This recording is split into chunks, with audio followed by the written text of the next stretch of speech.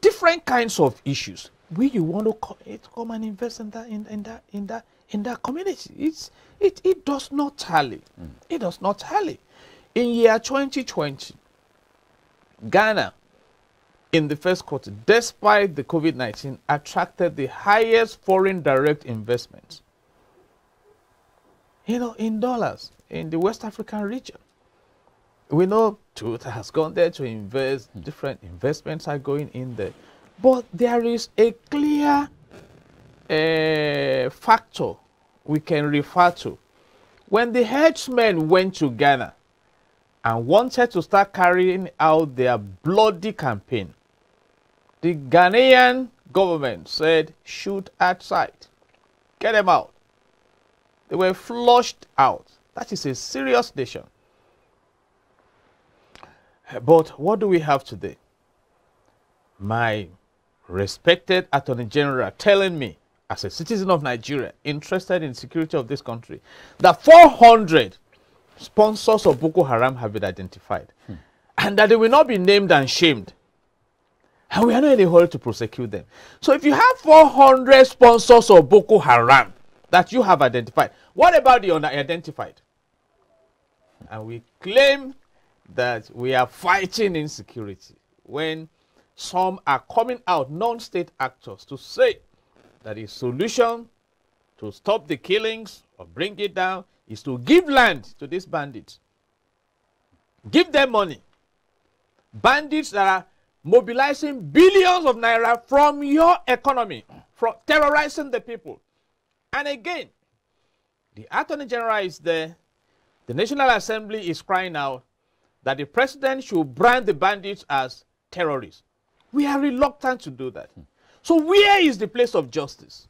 All right, the governor of Rivers State described the incidents of Justice Mary Odili's home as bullying the judiciary to instill fear ahead of the 2023 elections. Do you see all of those things get towards the election? Because there are a lot of reactions saying the same thing. Do you agree with the comment from Governor Wiki?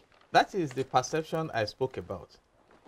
You see, when the drama that led to the removal of the former Chief Justice of the Supreme Court, Honorable Justice Onohe, started, it was towards 2019 election. Perception, you cannot rule that out.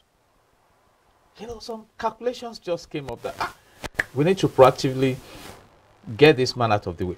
By perception. I'm not saying that is what happened. So now, if Governor Wike is coming out to say this may be towards 2023, days are counting.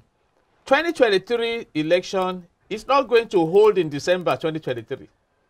It should be in the first quarter of 2023. So we only have 2022. We are in November already. So you expect that power brokers will be meeting now and projecting ahead. That is the place of strategy. Strategy means a long-term plan for success. And that's why I brought it to the fore, the status of Honorable Justice Mary Odili. So, and can you excuse yourself for the purpose of fundamental human rights and allow people to read meanings?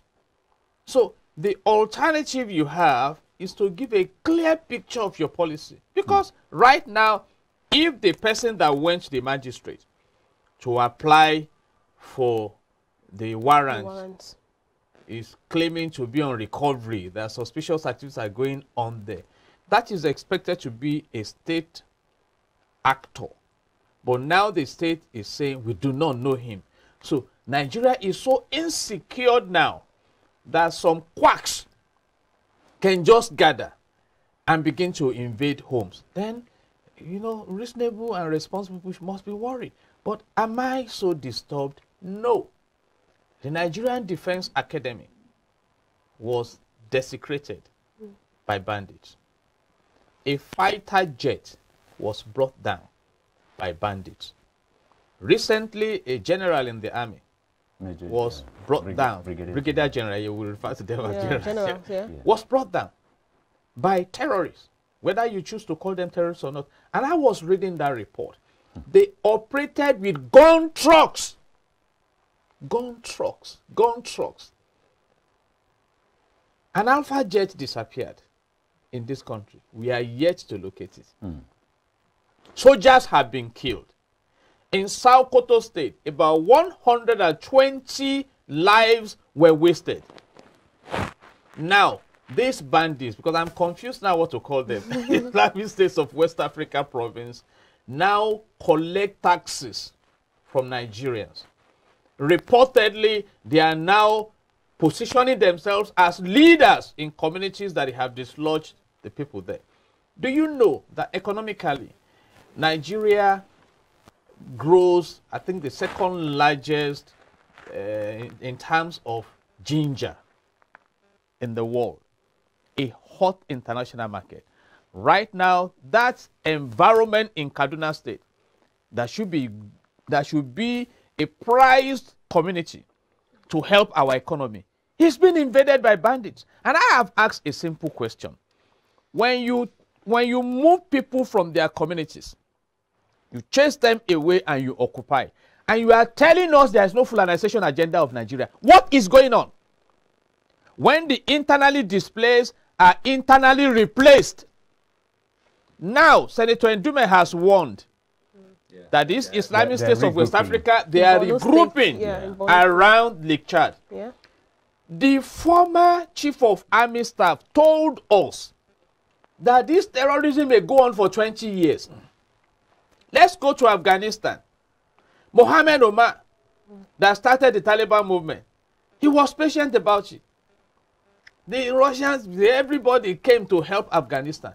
But at the end of the day, the Afghanistan government collapsed into the hands of the Taliban.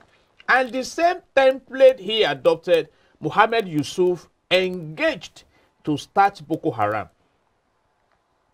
around year 2000 and 2002. Now Boko Haram has moved to beyond the tertiary, it's now the post-tertiary level. Islamic States of West Africa with Al-Qaeda support everywhere. They have gun trucks. They have different kinds of weapons. In fact, recently a sheikh went meeting them, parading the armory available to them, threatening. And now this non-state actor is setting up schools for headers. The same way Mohammed Yusuf started indoctrinating the Boko Haram element. I'm saying this so that those in the National Assembly, you see, don't be too comfortable in your Babariga and with your allowance. If you don't show interest in the security of Nigeria now, you come out of that National Assembly and you realize that you have allowed a hell of an environment to be created. Where will you turn?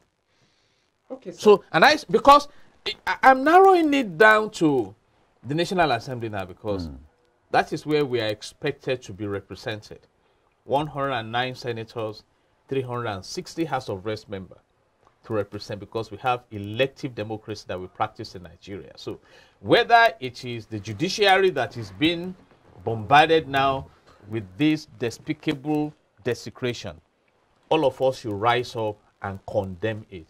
That this is, you know, the best approach is to go back to the fundamental relevance of government.